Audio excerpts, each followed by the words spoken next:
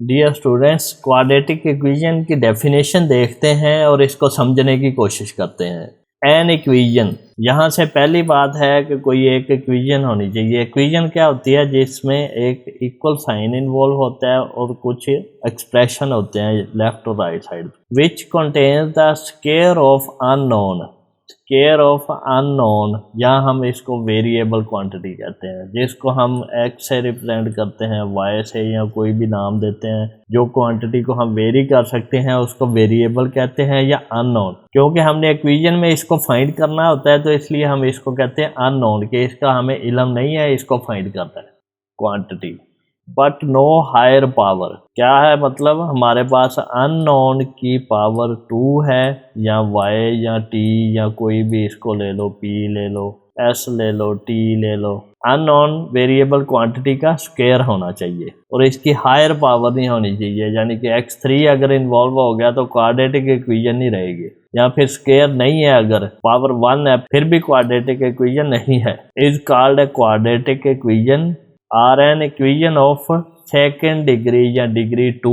ये जो raise to power होती है इसको हम डिग्री भी कहते हैं। सेकेंड डिग्री इक्वेशन या फिर इक्वेशन ऑफ डिग्री 2 या फिर क्वाड्रेटिक इक्वेशन। यहाँ पे देखें, a second degree equation in one variable x of form ax² plus bx plus c is equal to 0 where a is not equal to 0 and a b c are real numbers।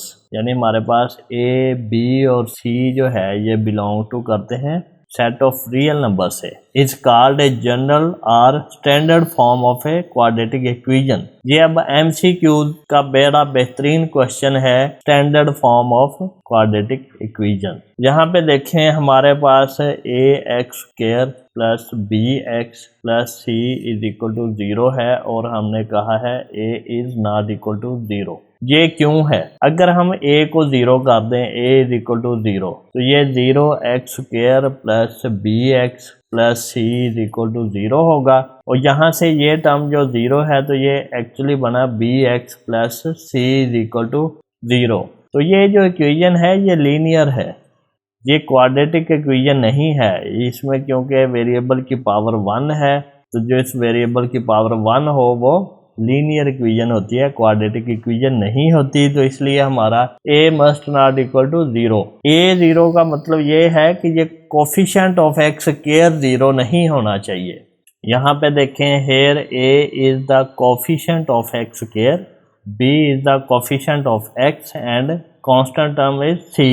ये भी MCQs में आ सकता है। The equations x² minus 7x plus 6 is equal to 0 and 3x² plus 4x plus 5 are the examples of quadratic equations. ये quadratic equations की examples हैं, लेकिन यहाँ पे देखें स्टैंडर्ड और नॉन स्टैंडर्ड की बात होगी। x² minus 7x plus 6 is equal to 0 is in standard form, क्योंकि इस तरह ax² plus bx plus is equal to 0, a b c constant है, तो यहाँ पे ये कॉन्स्टेंट 1 है, ये -7 है, ये 6 है। 3x² plus 4x is equal to 5 is not in standard form, ये स्टैंडर्ड फॉर्म में नहीं है। क्यों? क्योंकि ये इस तरह की शेप नहीं है, इक्वल टू 0 होना चाहिए था, ये 5 है, तो ये 5 को उधर ले जाए, इक्वल टू 0 करें तो ये स्टैंडर्ड फॉर्म में कन्वर्ट हो जाएगी। If b is equal to 0 in a quadratic equation ax² plus bx plus c is equal to 0, यानी कि तब हमारे पास ये इक्वेशन इस तरह की बन जाएगी, ax² plus c is equal to 0। तो जो इस तरह की इक्वेशन होगी उसको हम क्या कहेंगे? It is called a pure quadratic equation. ये भी MCQs में आ सकता है कि which of the following is pure quadratic equation. For example x² minus 16 and 4x² is equal to 7 are the pure quadratic equation. यहाँ पे b की वैल्यू यानी कि कोफिशिएंट ऑफ x की वैल्यू 0 है, तो ये प्योर क्वाड्रेटिक इक्वेशन है। यहाँ पे देखें, एक चीज़ आपको रिमेंबर करने के लिए उन्होंने बताया है कि if a is equal to 0 in ax² plus bx plus c is equal to 0 then it reduces to a linear equation bx plus c is equal to 0। ये हम पहले बात कर चुके हैं। एक्टिविटी क्या है? Write two pure quadratic equations. यहाँ पे हम कोई भी लिख सकते हैं, 3x² plus 9 is equal to 0, या फिर 4x² plus 5 is equal to 0। कोई भी लिख दें x square is plus 6 is equal to 0, तो कोई भी लिख दें जहाँ जिसमें कोफिशिएंट ऑफ एक्स 0 हो वो प्योर क्वाड्रेटिक इक्वेशन होगी। यहाँ पे जितनी मर्जी लिखी जाए। अब हम क्वाड्रेटिक इक्वेशन के सॉल्यूशन की बात करेंगे। सॉल्यूशन ऑफ क्वाड्रेटिक इक्वेशंस कैसे करते हैं। To find solution set of quadratic equations following method are used. कौन से हैं? दो मेथड हैं, factorization and completing square. Factorization में हम क्या करते हैं, हम एक रूल यूज करते हैं a b is equal to 0। यहाँ पे देखें अगर दो नंबर्स के प्रोडक्ट इज इक्वल टू 0 है तो इनमें से कोई एक 0 होना चाहिए, या तो ए 0 है या फिर बी 0 है। ये रूल यूज होता है। हम ये प्रोडक्ट जो है ए और बी ये इस तरह के भी हो सकते हैं, x-3 और x-6 इज इक्वल टू 0।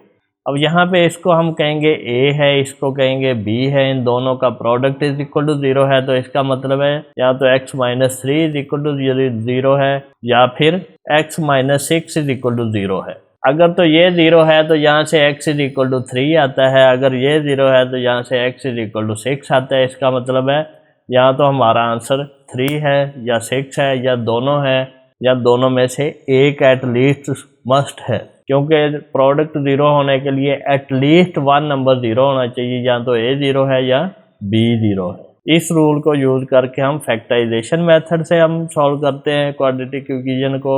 हम क्वाड्रेटिक इक्वेशन को इस फॉर्म में कन्वर्ट करेंगे तो इसको इक्वल टू 0 प्रोडक्ट होगा, तो या तो ये 0 है या ये 0 है। कंप्लीटिंग स्क्वायर में क्या करते हैं, हमारे पास कौन से कंप्लीट स्क्वायर हैं, या तो a plus b whole square, ये कंप्लीट स्क्वायर है, और इसका फार्मूला ओपन करें तो a square plus 2ab plus b square ये है, या फिर a minus b whole square है। इसको कैसे लिखते हैं, a square minus 2ab plus b square.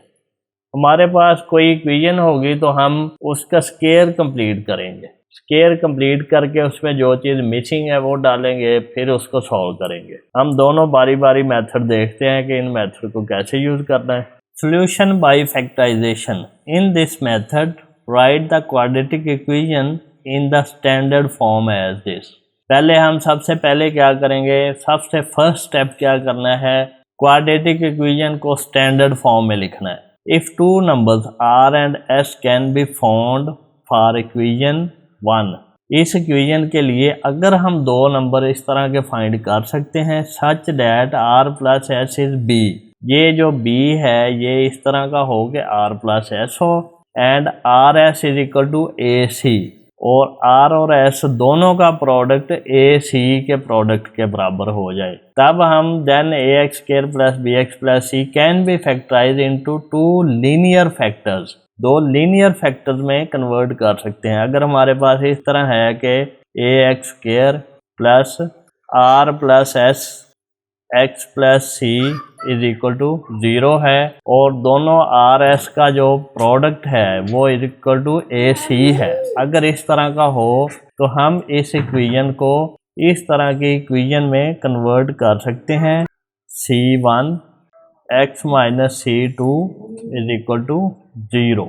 ये दो लीनियर फैक्टर्स में इसको फैक्टराइज कर सकते हैं। अगर हम इसमें फैक्टराइज करने में कामयाब हो जाएं तो ये हमारे पास a है, ये b है, इन दोनों का प्रोडक्ट इज इक्वल टू 0 है। अगर ये 0 है तो या तो a इज इक्वल टू 0 है या फिर b इज इक्वल टू 0 है, तो यहाँ से हम इसका सोल्यूशन फाइंड कर जाते हैं। एग्जाम्पल 1 है solve the quadratic equation 3x square minus 6x is equal to x plus 20 by factorisation.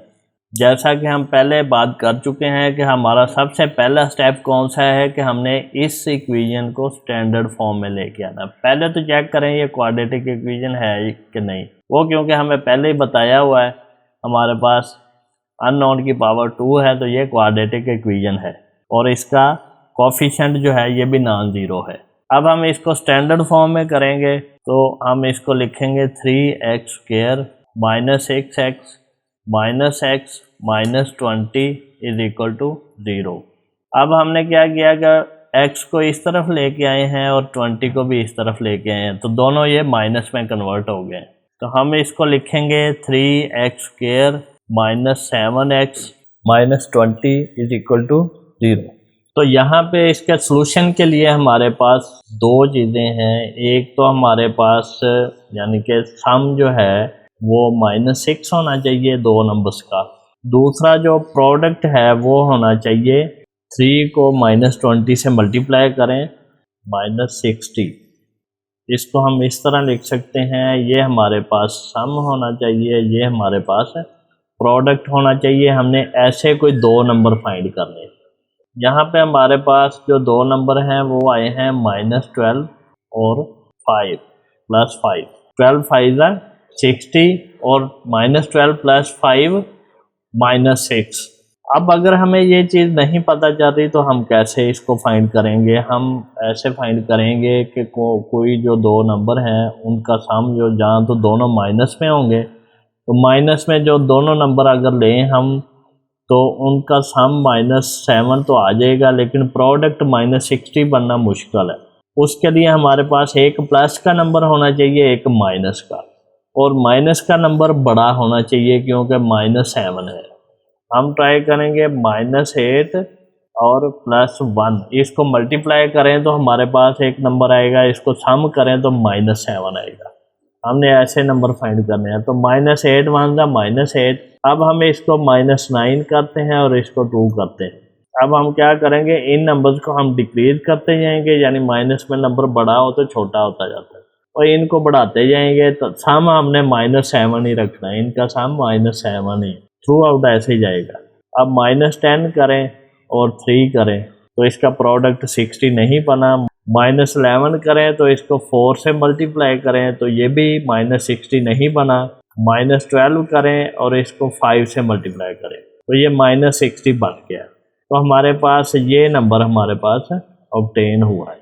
तो इस चीज़ को हम यहाँ पे लिख सकते हैं 3x² -12x + 5x -20 = 0। अब यहाँ पे 3x कॉमन आएगा इन दोनों में से, और इन दोनों में से 5 कॉमन आएगा, तो ये बनेगा 3x × x - 4 और +5 × x - 4 = 0। अब हम क्या करेंगे, हम इन में से x - 4 कॉमन लेंगे इन दोनों टर्म्स में, तो ये बनेगा x - 4 टाइम 3x + 5 = 0। तो अब हमारे पास दो नंबर्स का प्रोडक्ट = 0 है, तो दोनों में से कोई एक 0 होगा, या तो x - 4 = 0 है और 3x + 5 = 0 है। अगर तो ये 0 है तो ये x = 4 आएगा, या फिर अगर ये 0 है तो ये x = -5/3 आएगा। तो यहाँ से हमारा जो सॉल्यूशन है वो आइदर क्या है, x = 4 या x = -5/3। इसको हम लिखेंगे देयरफॉर, ये जो सिंबल है देयरफॉर है, x = -5/3 और 4 are the solutions of the given equation. Thus the solution set is -5/3, 4। अब हम ये सेट में वैल्यू 4 इधर और -5/3 उधर लिख सकते हैं, इससे कोई फ़र्क नहीं पड़ता।